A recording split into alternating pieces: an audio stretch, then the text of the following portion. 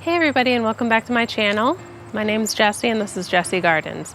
So today we're going to be talking about something within the gardening umbrella, but a little bit different from typical vegetable gardening. So we're going to be talking about native plants today. Another one of my passions is native plants, native landscaping. I have about 5,000 square foot of meadow on my property, and I have maybe about 80 to 100 different shrubs or trees that are all native to this area. So today we're going to be going to the nursery. It's called Possibility Place. It's excellent. It specializes in native plants, and purchase a few shrubs and flowers and grasses to go in the property. So for example, this plant right here, it's called shrubby St. John's wort. It's native to this area, and it is actually from Possibility Place. I got it a couple years ago, or last year. So the tag is still on it because I'm really bad about remembering the names of the things. So I keep it on, but this is what we're gonna go and be purchasing today. We are now at the nursery. So this is one of my favorite places in the world, Possibility Place Nursery. So like I said before, I'm in need of a few replacement shrubs and a few other things, and we'll see what else I'm inspired by. So we are about to go and do some shopping. We've got a cart that's hopefully the right size for everything I need. And here we go. I'm excited. I hope you're as excited as I am.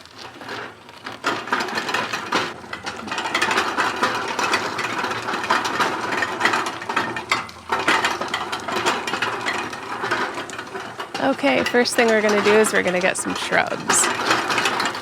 They're usually down at the end. All right, looks like we've got some over here. Ooh, this is honeysuckle. I have some of these already. I need some replacements for my shrub line that I have. So we need some, what would it be? Part sun stuff? Yeah, part sun. So we got to look for some shrubs that are part sun.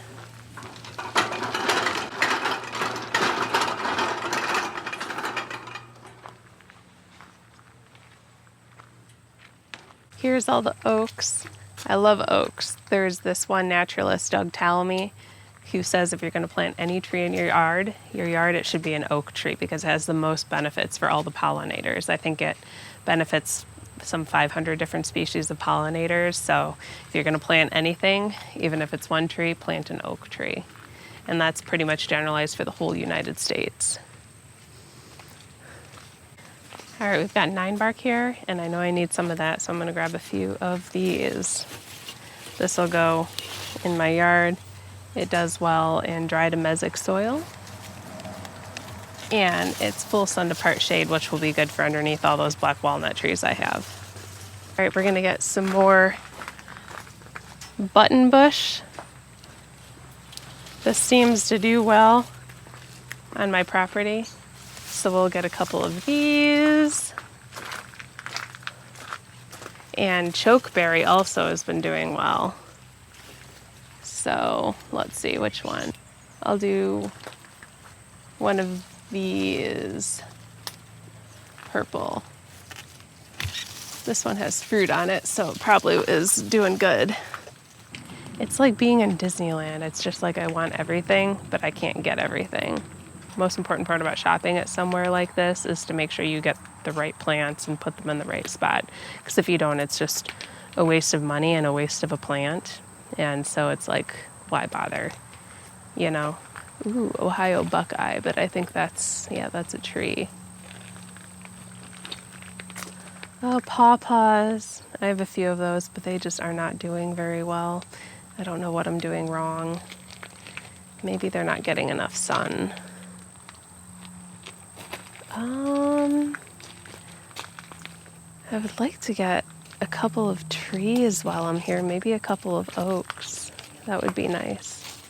There's redbuds. Redbuds are super pretty. They're the ones that flower in pink in the spring, and they're just gorgeous. Okay, so this is what we've got so far. We've got, I think, 2 trees and 4 shrubs, and then I started picking out forbs, which is the fancy word for flowers. So I have another area that I'm trying to fill up with some more flowers and grasses, aka forbs and sedges. So we're gonna roll around and try to pick out some stuff that's good for a part sun, kind of mesic, which means medium to medium dry soil. So we've got to pick the right things for the spot, and that's what we're gonna do now. I'm gonna get some of this goldenrod. So this is morning sun to light shade, which is perfect, and it's mesic to dry soil. So I usually get things in threes. So I'm gonna pick up 3 of them. This is royal catchfly. This is a red one. There's not many red flowers that are native, so I'm gonna grab 3 of these. The thing about buying the grasses or sedges is that most of them are full sun, which is not my area, so I have to find the sedges that are for like part sun. So that's a little bit challenging, but I know they have them here. We found some more sedges, and these are full light shade to part sun. So take a look at this grass. This is a really cool one. It has a star-shaped seed pod on it, so it's really super cool.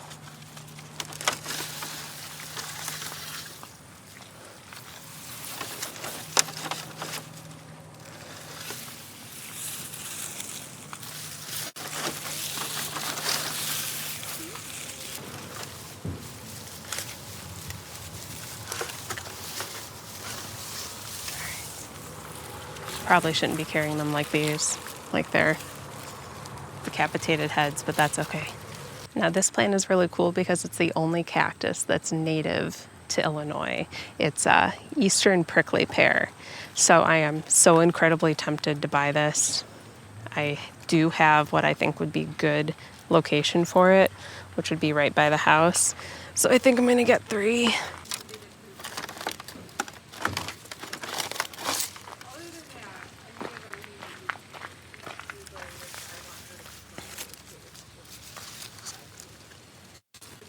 We're all done shopping, so now we're going to give them a big chunk of money and be on our way.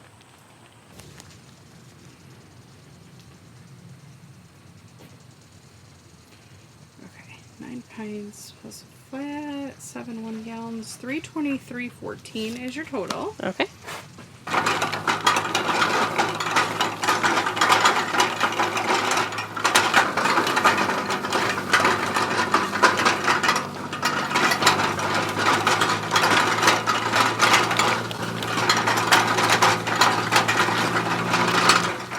Made it back to the car. Now it's time to load up without making a mess and make it back home and start planning.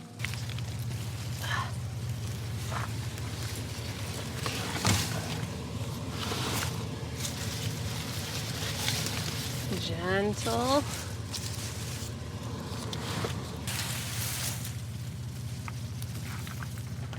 This one has a cactus in it, so we gotta be careful.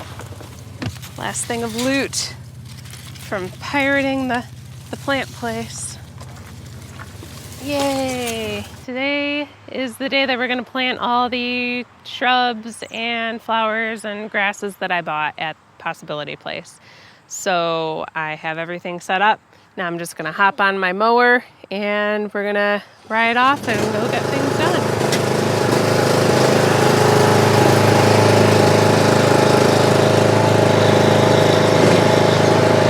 This is the bed that I started planting in the spring.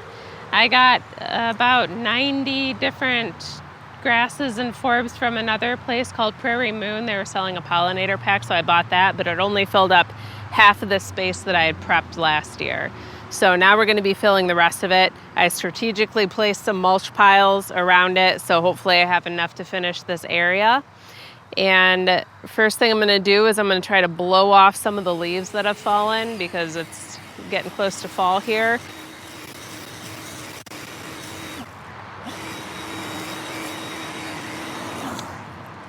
Now I can actually see what I'm working with.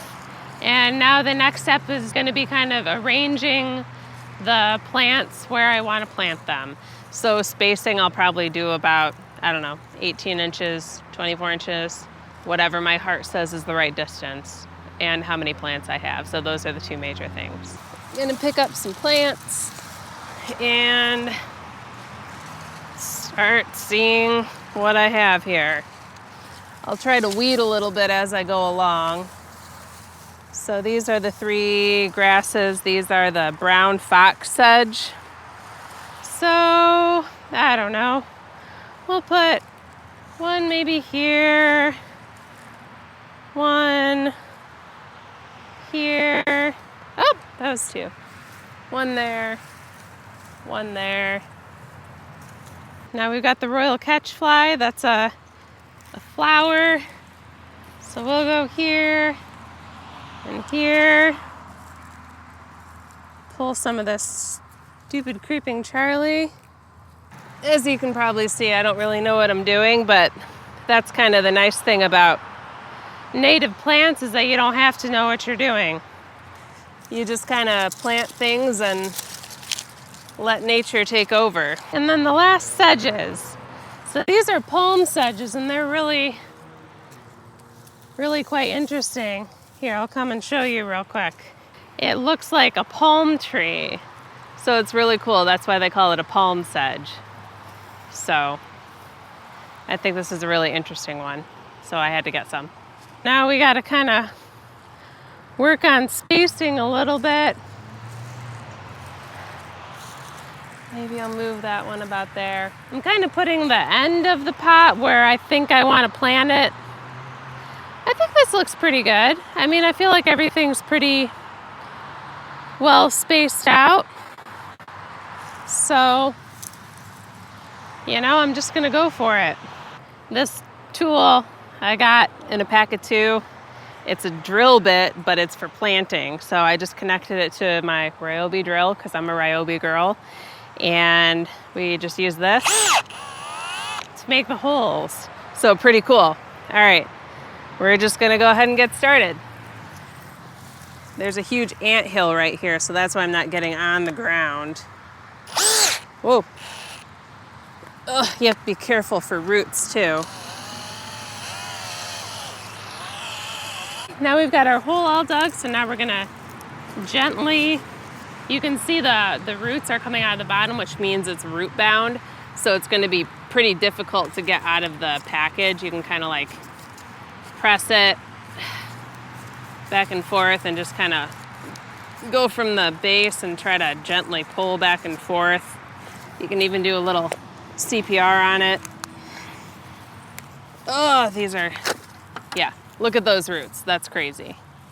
So I got these things to kind of break up the roots a little bit, because if you plant them like this, they're going to be root bound and they're not going to grow. Like they're just going to keep growing and growing into themselves.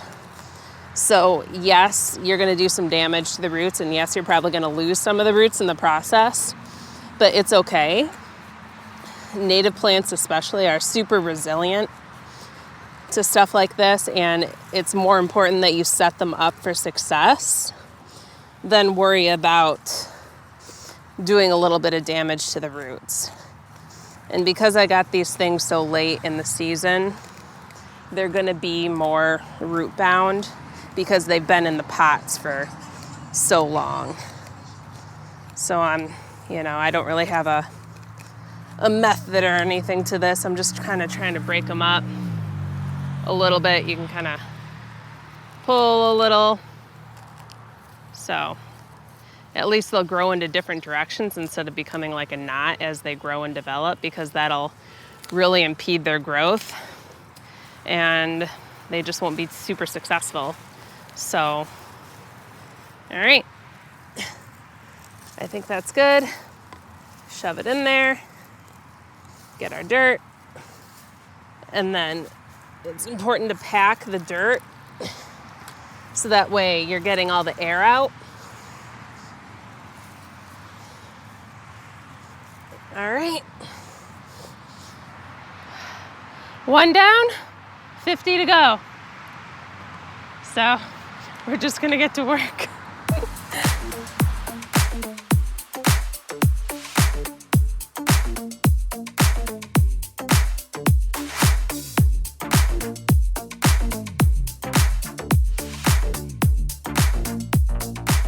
One of the big differences from native plants versus like non-native ones is the roots.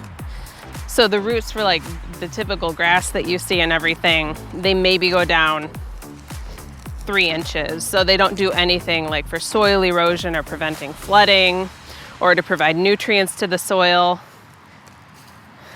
you know, but native plants, their roots grow, you know, 6, 8, 12 feet depending on the species. Obviously, the larger the plant, the more deep the roots go. But I mean, this is just so much root. Oh gosh, but it's, ugh. There go roots. But the priority is making sure that you're breaking them up. Good luck. I hope you do well. All right. Into the hole. Move the soil. Pack it down.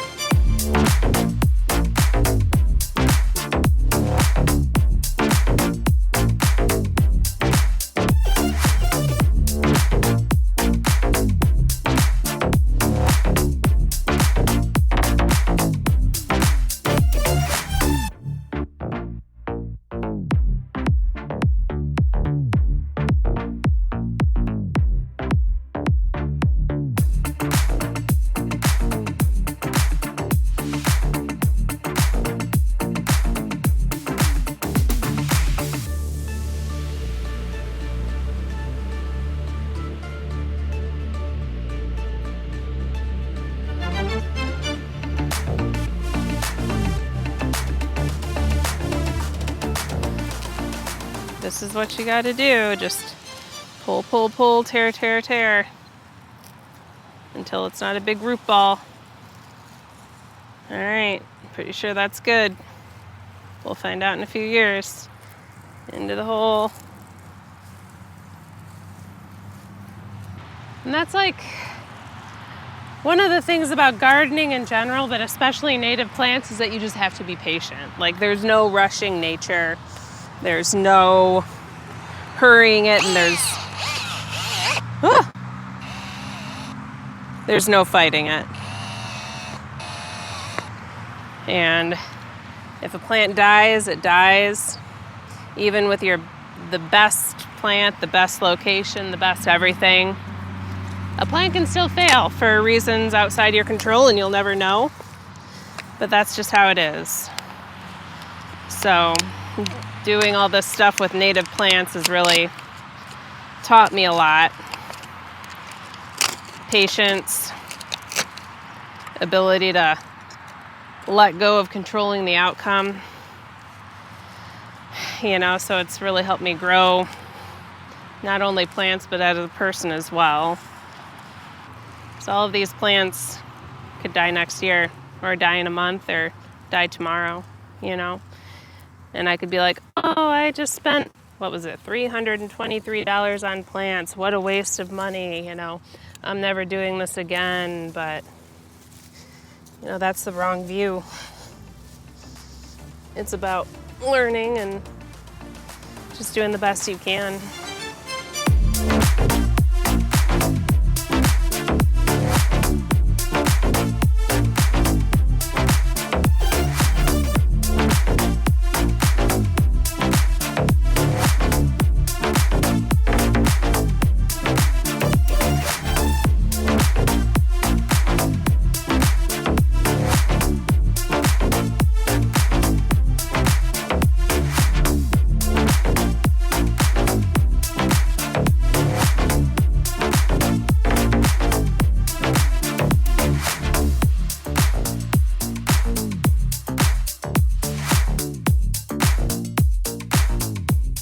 Last plant going in the ground. Yay! I think I dug the hole too deep, but that's okay. We'll put some dirt back in there. Dun da da dun.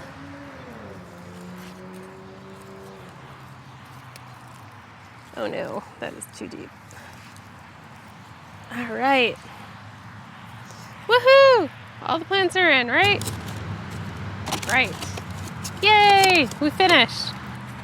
Okay, now time to clean up the mess and get these bad boys watered.